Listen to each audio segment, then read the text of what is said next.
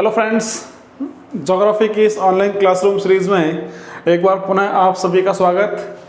साथियों, अभी हम राजस्थान में बंगाल की खाड़ी के अपवा तंत्र की प्रमुख नदियां पढ़ रहे हैं। इसके अंतर्गत पिछली क्लास में हमने चंबल नदी की बात की थी। आज हम चंबल और उसकी सहायक नदियों की बात करने वाले हैं।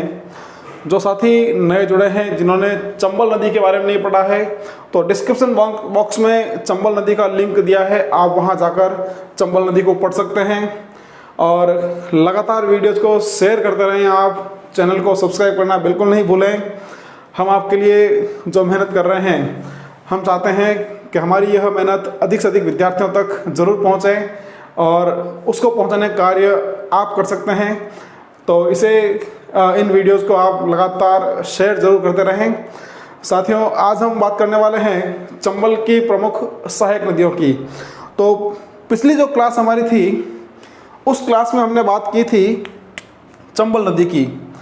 तो हमने बात की थी कि जो मध्य प्रदेश में जनापाव की पहाड़ियाँ हैं, उन जनापाव की पहाड़ियों से चंबल नदी का उद्गम हुआ था। चंबल का उद्गम हुआ था जनापाव की पहाड़ियों से, और यहाँ से निकलकर यह नदी राजस्थान के 6 जिलों में बहने के बाद ये गई थी उत्तर प्रदेश में। और उत्तर प्रदेश का स्थान था मुरादगंज, और उस मुरादगंज के निकट यह मिल गई थी यमुना में। तो स्थान हो गया था मुरादगंज, और इस मुरादगंज के निकट चंबल नदी किस में मिली थी? ये यमुना नदी में मिल गई थी। तो ये चंबल नदी का प्रवाह है। चंबल नदी राजस्थान में 84 गढ़ से प्रवेश करती है। 6 जिलों में इसका प्रवाह होता है: चित्तौड़गढ़, बारा, कोटा, करौली, सवाई माधोपुर और धौलपुर। तो ये चंबल नदी का प्रवाह है। आज हम बात करने वाले हैं चंबल की प्रमुख सहायक नदियों की। तो सबसे पहले हम सहायक नदियों में बात करना चाहेंगे। चंबल की एक सहायक नदी है जिसका नाम है बामनी नदी। बामनी नदी। तो साथियों, हमने बात की थी कि 84 गढ़ से या 84 गढ़ के निकट चंबल नदी जो है राजस्थान में प्रवेश करती है। स्थान हो गया 84 गढ़ चित्तौड़गढ़ में। तो यहाँ से चंबल नदी राजस्थान में प्रवेश करती है। अब हम बात करते हैं बामनी नदी की। तो चित्तौड़गढ़ में ही स्थान है हरिपुरा। तो ये जो हरिपुरा की पहाड़ियाँ हैं, हरिपुरा की पहाड़ियाँ, इन हरिपुरा की पहाड़ियों से, हरिपुरा की पहाड़ियाँ कहाँ पर? चित्तौड़गढ़। तो यहाँ से बामनी नदी का उद्गम होता है। अब ये नदी यहाँ से निकलती है और चित्तौड़गढ़ जिले में ही यह नदी किस में मिल जाएगी? यह मिल जाएगी चंबल नदी में। अब आपको एक बात का ध्यान रखना है कि चंबल नदी जब राजस्थान में प्रवेश करती है, तो चंबल नदी के राजस्थान में प्रवेश करने वाली जो पहली नदी रहती है, वह नदी है बामनी। और ये जो दोनों नदियां हैं, इन दोनों नदियों का संगम होता है भैंसरोडगढ़ अभ्यारण्य में। चित्तौड़गढ़ का भैंसरोडगढ़ अभ्यारण्य, जहाँ पर स्थित है मानदेसरा का पठार। हमने राजस्थान के जो पर्वत और पठार पढ़े थे, वहाँ हमने बात की थी कि मानदेसरा के पठार पर भैंसरोडगढ़ अभ्यारण्य में चंबल और बामनी नदियों का संगम होता है। और इन दोनों नदियों के संगम पर यहाँ बना हुआ है भैंसरोडगढ़ दुर्ग।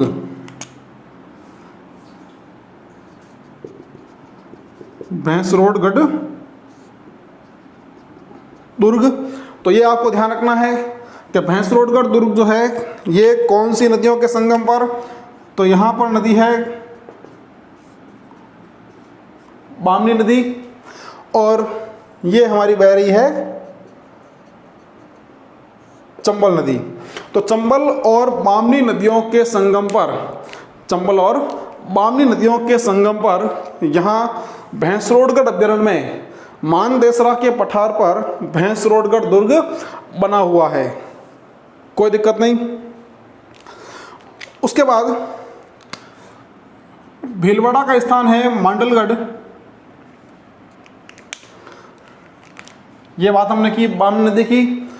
अब बामनी नदी के बाद हम बात कर रहे हैं चंबल की एक और सहायक नदी जिसका नाम रहता है मेज नदी। तो मेज नदी जिसका उद्गम मांडलगढ़ की पहाड़ियों से, मांडलगढ़ भीलवाड़ा में, तो मांडलगढ़ की पहाड़ियों से इस नदी का उद्गम होता है और यहाँ से निकलकर यह कोटा में आकर किस में गिर जाएगी? ये गिर जाएगी चंबल नदी में। तो मांडलगढ़ की पहाड़ियों से निकलकर कोटा में आकर यह मेज नदी चंबल नदी में मिल जाती है, कोई दिक्कत नहीं।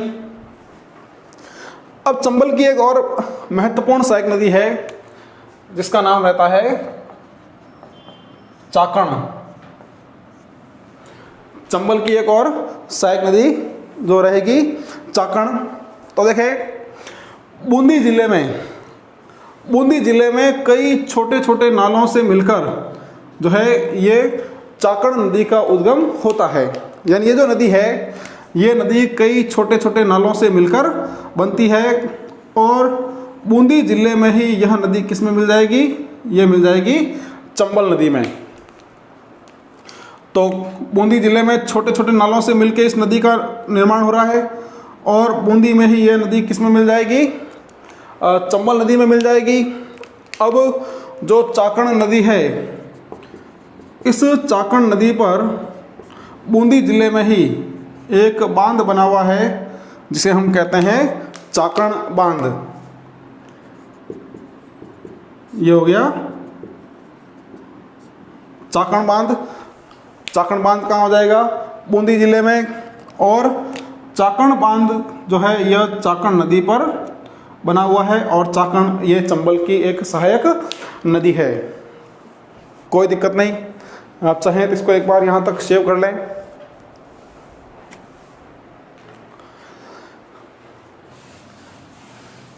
अब चाकण की एक सहायक नदी है और उस नदी का नाम है मांगली।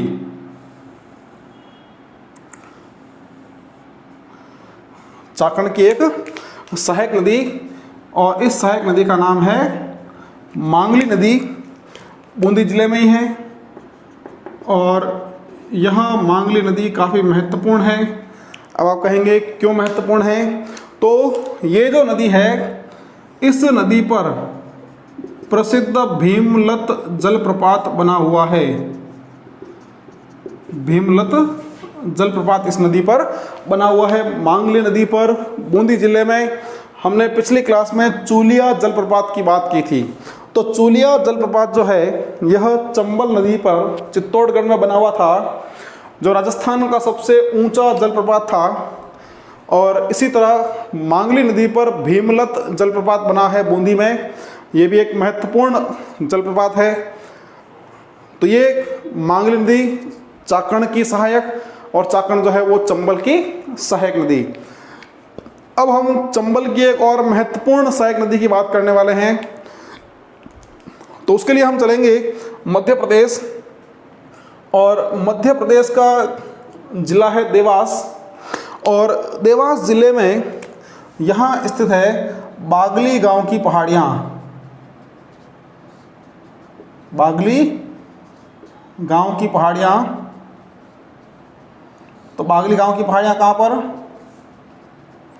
देवास जिले में, मध्य प्रदेश में।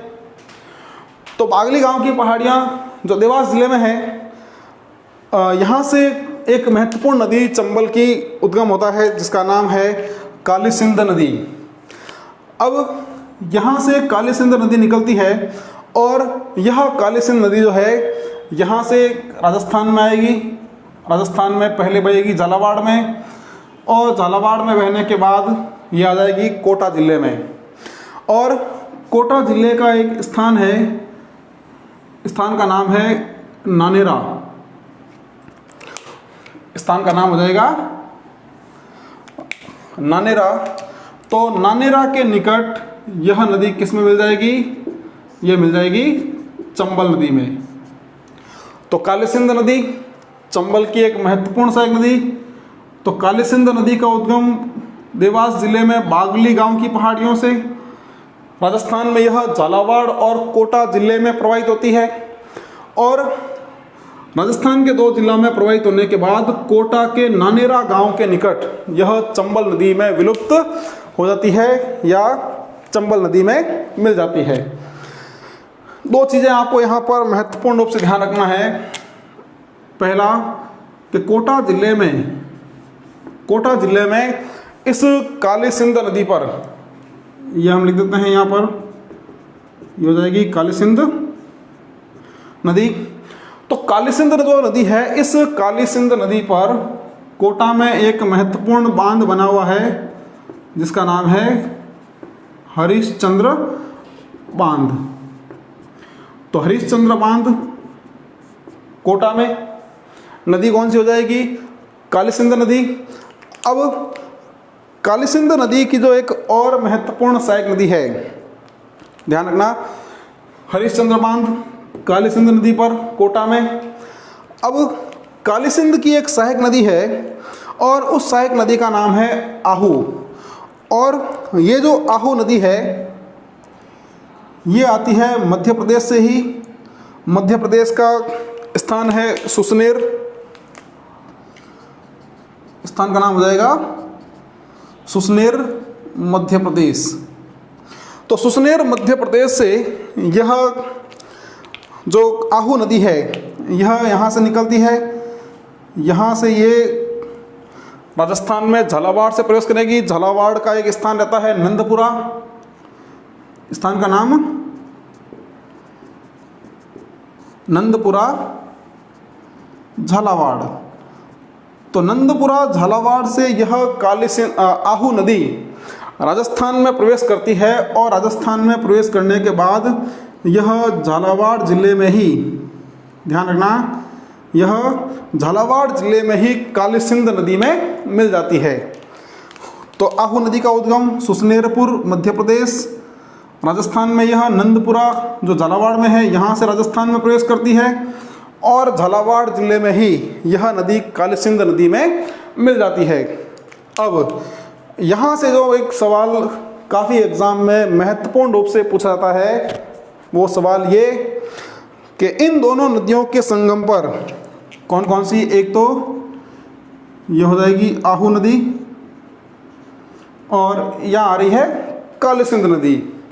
तो आहू और कालीसिंध नदियों का जो संगम है यह संगम काफ़ी महत्वपूर्ण है क्योंकि इन दोनों नदियों के संगम पर राजस्थान का एक प्रसिद्ध दुर्ग बना है जिसे हम गागरोन दुर्ग के नाम से जानते हैं। गागरोन दुर्ग के नाम से जानते हैं। तो गागरोन दुर्ग जो है यह आहू और कालीसिंध नदियों के संगम पर झालावाड़ में बना हुआ है। 2 नदियों के संगम पर स्थित दुर्ग को हम कहते हैं जल दुर्ग। तो ये राजस्थान के जल दुर्गों की श्रेणी में सबसे अच्छा जल दुर्ग है। और यहाँ पर इस दुर्ग में एक प्रसिद्ध संत थे, संत पीपा। तो संत पीपा की जो छतरी है वो इस गागरोन दुर्ग में बनी हुई है। तो आहू और कालीसिंध के संगम पर गागरोन दुर्ग बना हुआ है। अब जो आहू नदी है, इस आहू नदी की एक और सहायक नदी है जिसका नाम है चंद्रभागा। आहू की एक सहायक नदी का नाम हो जाएगा चंद्रभागा। और ये जो चंद्रभागा नदी है, इस चंद्रभागा नदी के किनारे झालावाड़ का एक प्रसिद्ध कस्बा बसा हुआ है जिसका नाम है झालरापाटन। तो ये जो चंद्रभागा नदी है, या हम लिख देते हैं नदी कौन सी हो जाएगी, ये हो जाएगी चंद्रभागा। तो चंद्रभागा नदी के किनारे पर झालावाड़ का एक प्रसिद्ध कस्बा है जिसका नाम है जालरा पाटन। और इस जालरा पाटन कस्बे में जो चंद्रभागा नदी है, इस चंद्रभागा नदी के किनारे यहाँ पर 2 पशु मेलों का आयोजन होता है। एक होता है चंद्रभागा पशु मेला, चंद्रभागा पशु मेला, और दूसरा है गोमती सागर पशु मेला। तो 2 पशु मेले, गोमती सागर पशु मेला और चंद्रभागा पशु मेला, ये दोनों चंद्रभागा नदी के किनारे यहाँ भरते हैं। तो ये भी महत्वपूर्ण है, सवाल आ जाए गोमती सागर पशु मेला कौन सी नदी के किनारे भरता है, तो वो हो जाएगा चंद्रभागा नदी के किनारे। कोई दिक्कत नहीं यहाँ तक। एक बार आप यहाँ तक का स्क्रीनशॉट सेव कर लें।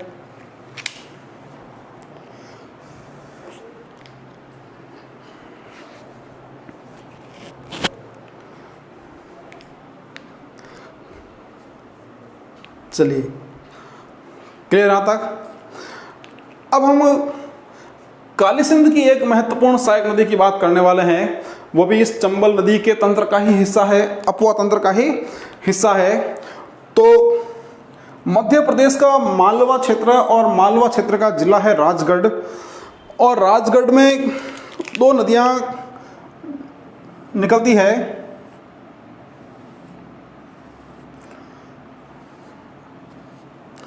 दो नदियों का नाम रहता है, एक का नाम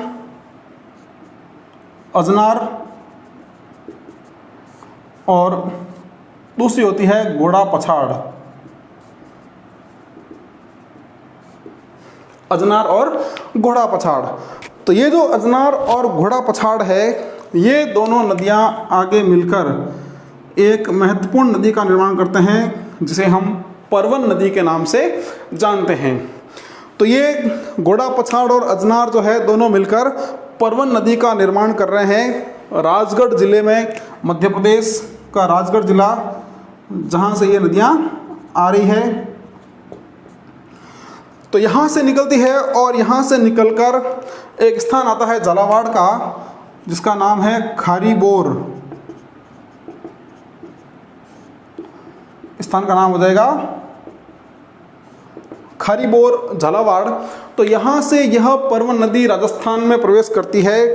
अब राजस्थान में आएगी, तो राजस्थान में आने के बाद पहले झालावाड़ में, झालावाड़ के बाद 12 जिले में, और 12 जिले में बहने के बाद ये आ जाएगी कोटा जिले में, और कोटा में आकर यह किस में मिल जाएगी, ये मिल जाएगी काली सिंध में। तो हम बात कर रहे हैं परवन नदी की। तो ध्यान रखना कि परवन नदी जो है, यह काली सिंध नदी की सहायक नदी है, जो राजगढ़ मध्य प्रदेश में अजनार और घोड़ा पछाड़ के मिलने से बनती है। और खारीबोर जो झालावाड़ में है, यहाँ से यह नदी राजस्थान में प्रवेश करती है और कोटा जिले में आकर यह नदी काली सिंध नदी में मिल जाती है। तो ये हो गई परवन नदी। अब परवन की जो महत्वपूर्ण बातें हैं उसको आप एक बार समझें। सबसे पहले तो हम बात करते हैं झालावाड़ की। तो झालावाड़ जिले में परवन की एक और सहायक नदी है। इस सहायक नदी का नाम रहता है काली खोह या काली खाड़। ये नदी रहती है काली खोह या काली खाड़। तब झालावाड़ में इस काली खोह और जो काली खाड़ नदियां हैं, इन दोनों नदियों के संगम पर एक और महत्वपूर्ण दुर्ग यहाँ बना है झालावाड़ में, जिसका नाम है मनोहर थाना दुर्ग।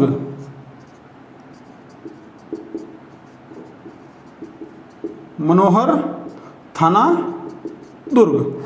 तो मनोहर थाना दुर्ग झालावाड़ में, और झालावाड़ में यह दुर्ग जो है परवन और काली खोह नदियों के संगम पर बना हुआ है।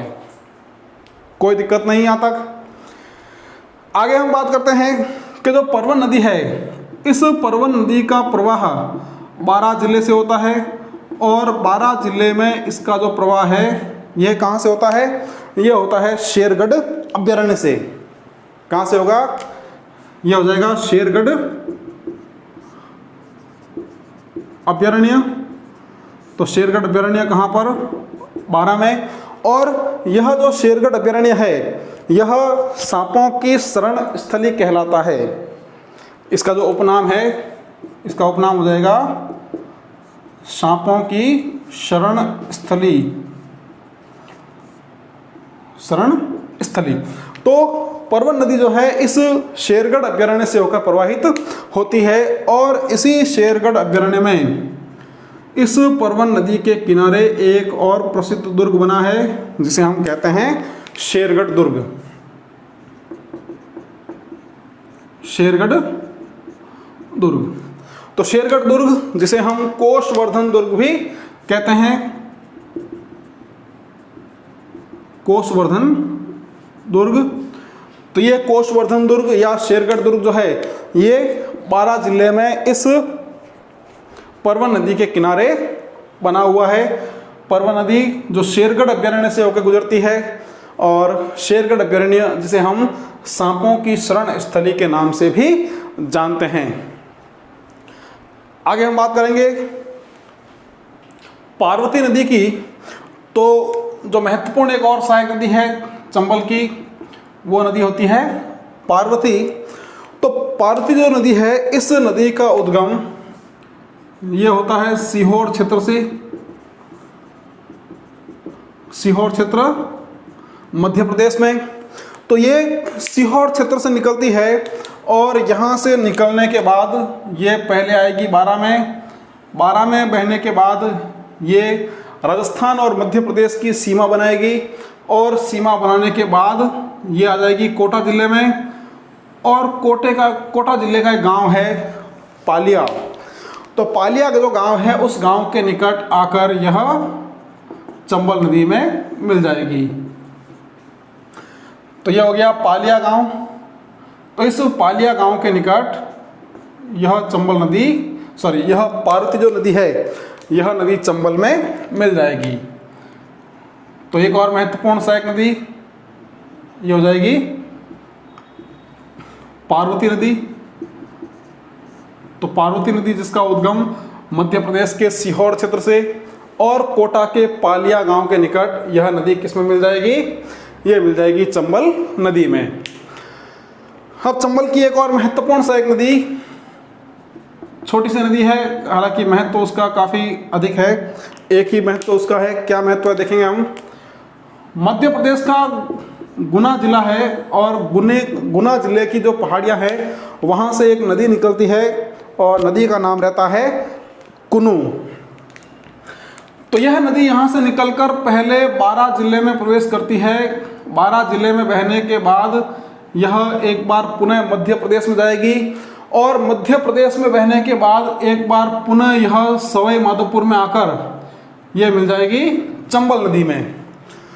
तो यह जो कुनू नदी है, यह कुनू नदी राजस्थान की एकमात्र नदी है जो राजस्थान में 2 बार प्रवेश करती है। तो इस बात का आप विशेष ध्यान रखना। इस नदी का एक ही महत्व है कि जो कुनू नदी है, यह कुनू नदी राजस्थान में 2 बार प्रवेश करती है। अब यह कैसे प्रवेश करती है तो इसको आप एक बार यहाँ हम समझ लेते हैं। जैसे राजस्थान का पूर्वी भाग, दक्षिण पूर्वी भाग, और यहाँ से प्रवाहित होती है चंबल नदी। तो जो कुनू नदी है, यह कुनू नदी गुना से आती है, एक बार बारां जिले में आएगी, तो एक बार राजस्थान में यहाँ से प्रवेश कर रही है। उसके बाद पुनः ये मध्य प्रदेश में चली जाएगी और मध्य प्रदेश में जाने के बाद एक बार पुनः इस स्थान से राजस्थान में आकर ये यहाँ चंबल में मिल जाएगी। तो ये नदी एक बार बारां जिले में प्रवेश कर रही है, दूसरी बार सवाई माधोपुर जिले में प्रवेश कर रही है। तो यह राजस्थान की एकमात्र नदी है जो 2 बार राजस्थान में प्रवेश करती है। अब आप चाहें तो एक बार यहाँ तक का स्क्रीनशॉट सेव कर सकते हैं। हम बात कर रहे हैं किसकी? हम बात कर रहे हैं चंबल की प्रमुख सहायक नदियों की। चंबल की प्रमुख सहायक नदियाँ। आप चाहें तो एक बार इसका स्क्रीनशॉट ले सकते हैं।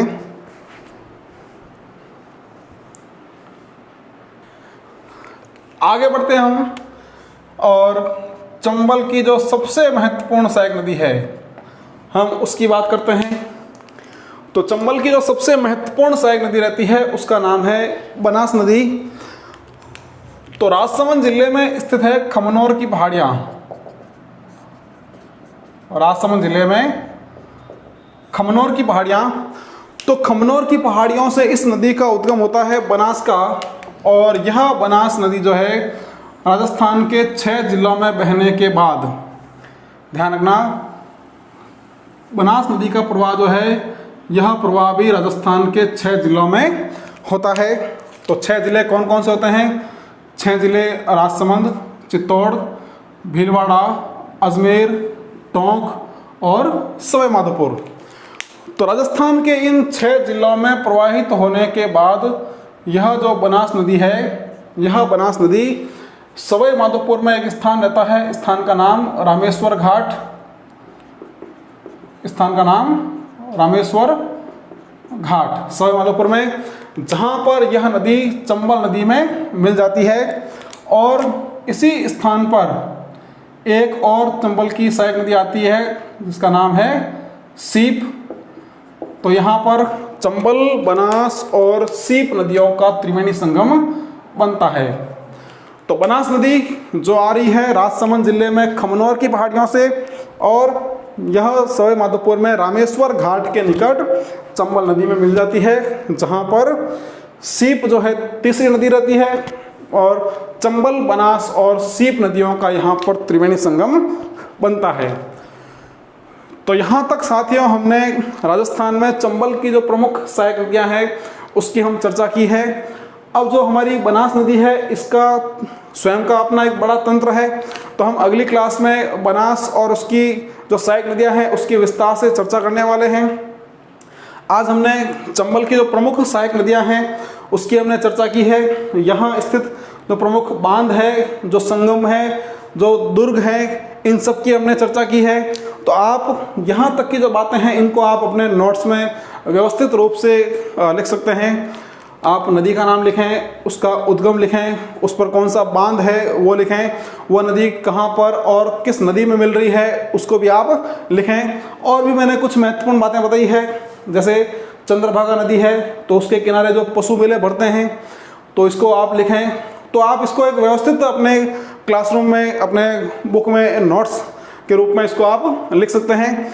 अगली जो हम क्लास पढ़ेंगे उस क्लास में हम चंबल की प्रमुख सहायक नदी बनास नदी और बनास की जो प्रमुख सहायक नदियां हैं उसकी हम विस्तार से चर्चा करने वाले हैं। तब तक आपका काम रहेगा कि आप अभी तक की क्लासों को रिवीजन करते रहें और साथ साथ आप इन क्लासेस को लगातार शेयर करते रहें। इस चैनल को आप सब्सक्राइब करना बिल्कुल नहीं भूलें।